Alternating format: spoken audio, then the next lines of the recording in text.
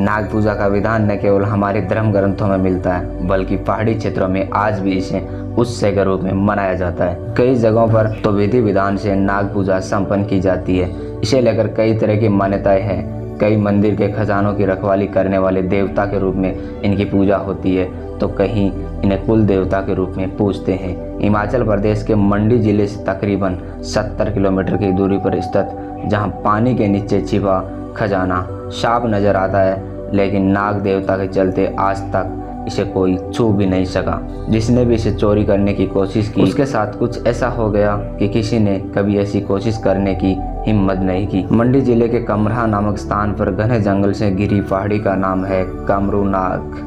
पुरातत्व वैज्ञानिकों के अनुसार इस झील में नजर आने वाला खजाना महाभारत काल का है। इस झील के किनारे कामरू नाग देवता का भी मंदिर है, जहां जुलाई के महीने में सरहा नाहुली मेले का आयोजन करके नाग देवता की विशेष पूजा अर्चना की जाती है। मान्यता है कि कामरू नाग झील में सोना चांदी रुपये पैसे चढ़ाने की यह परंपरा सदियों पुरानी है। श्रद्धालु यहाँ अपनी मुरादें पूरी होने के बाद अपनी आस्था के अनुसार सोने चांदी का चढ़ावा चढ़ाते हैं। बता दें कि समुद्र तल से ही 9000 फीट की ऊंचाई पर स्थित इस झील में अरबों का खजाना है, जो कि पानी में बिल्कुल साफ झलकता है। लेकिन सुरक्षा की बात की जाए तो इसके लिए किसी भी तरह की कोई भी सुरक्षा व्यवस्था नहीं की गई।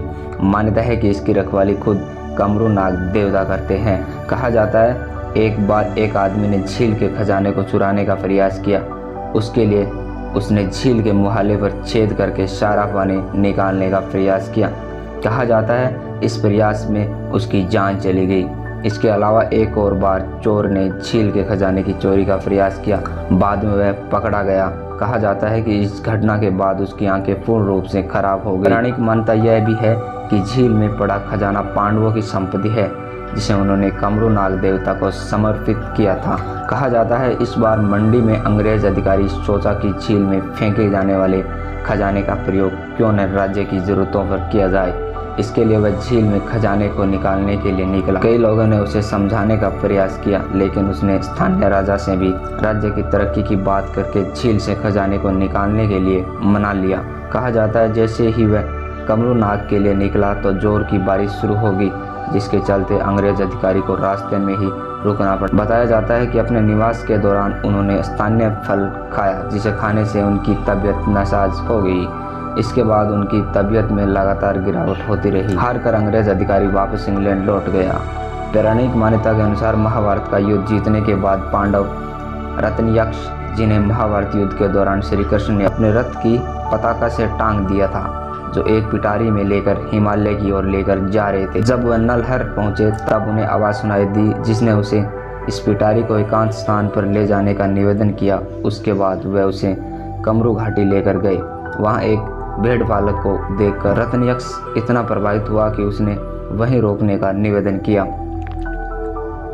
रत्नयक्ष के कामरू नाग से रुकने के पीछे यह कथा मिलती है कि वह उसी क्षेत्र में जन्मा था। उसने पांडवों और उन भेड़ चालक को बताया कि त्रेता युग में इसका जन्म इसी स्थान पर हुआ था। उसे जन्म लेने वाली नारी नागों की पूजा करती थी। उसने उसके गर्भ से 9 पुत्रों के साथ जन्म लिया। रत्नयक्ष ने बताया कि उनकी माँ उन्हें एक पिटारे में रखती थी, लेकिन एक दिन उनके घर आई एक अतिथि महिला के हाथ से यह पिटारा गिर गया। सभी सांप के बच्चे आग में गिर गए, लेकिन रत्नयक्ष अपनी जान बचाने में प्रयास में झील के किनारे छिप गए। बाद में उनकी माता ने उन्हें ढूंढ निकाला और उनका नाम कामरू नाग रख दिया। तो दोस्तों, ऐसे और रहस्यमय वीडियो देखने के लिए हमारे चैनल को सब्सक्राइब करें और लाइक करें और कमेंट करना न भूलें। फिर मिलेंगे दोस्तों अगले वीडियो में, तब तक के लिए धन्यवाद।